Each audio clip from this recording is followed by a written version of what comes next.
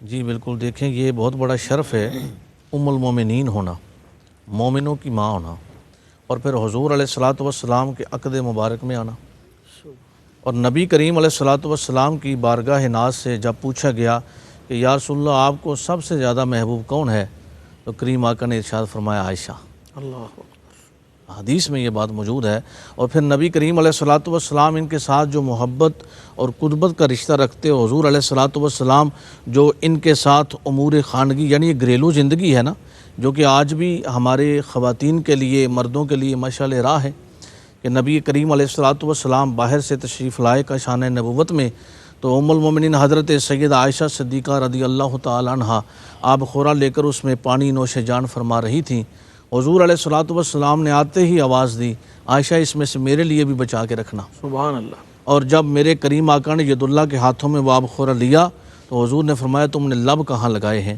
یہ نبی پاک علیہ الصلاۃ والسلام کی وہ محبت حضرت ام المومنین سیدہ عائشہ صدیقہ رضی اللہ تعالی عنہا کے ساتھ، اور جناب سیدہ عائشہ صدیقہ رضی اللہ تعالی عنہا کا جو حضور علیہ الصلاۃ والسلام کے ساتھ محبت کا عمل ہے کہ روایات سب سے زیادہ جو ابو ہریرہ رضی اللہ تعالیٰ عنہ کے بعد حضرت عائشہ صدیقہ سے ملتی ہیں۔ اس کی وجہ کیا ہے کہ ان کی ہمہ وقت جو توجہ رہتی، جو دھیان رہتا، وہ اس طرف مبذول رہتی کہ حضور علیہ الصلاۃ والسلام کی زبان حق ترجمان سے جو کلمات طیبات صادر ہوں، یا حضور علیہ الصلاۃ والسلام کے فعل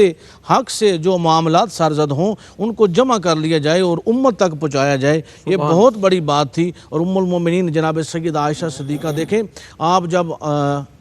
اپنے حجرہ مبارک میں کھڑی ہیں اور مسجد نبوی شریف میں حبشی لوگ اپنے ہتھیاروں کے ساتھ،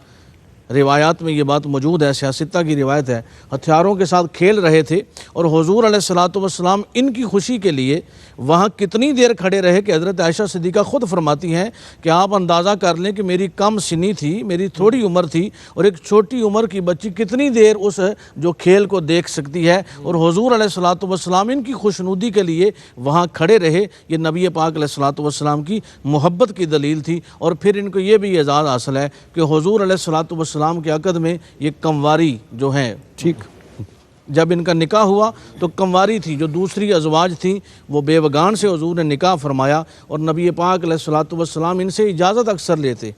رات کو جب اٹھتے نا تو حضور میں نے ایک روایت میں پڑھا، حضور علیہ الصلاۃ والسلام نے فرمایا عائشہ حالانکہ یہ تمہارا وقت ہے، لیکن اگر تم اجازت دو تو میں اپنے رب کو راضی کر لوں۔ اور نبی پاک علیہ الصلاۃ والسلام ایک دن آپ کو پانی کی ضرورت پڑی، حضور علیہ الصلاۃ والسلام اپنے بستر مبارک سے اٹھے اور دبے پاؤں سے آپ جو ہے پانی تک پہنچے۔ جب ام المومنین سیدہ عائشہ صدیقہ رضی اللہ تعالیٰ عنہ بیدار ہوئیں، یا رسول اللہ آپ نے مجھے حکم نہیں فرمایا، حضور نے فرمایا میں نے چاہا کہ تمہارے آرام میں میں مخل نہ ہوں اور تمہارے آرام میں تمہیں بے آرام نہ کیا جائے۔ یہ نبی پاک علیہ الصلاۃ والسلام اس قدر ان کا خیال رکھتے اور ان کے ساتھ محبت فرماتے۔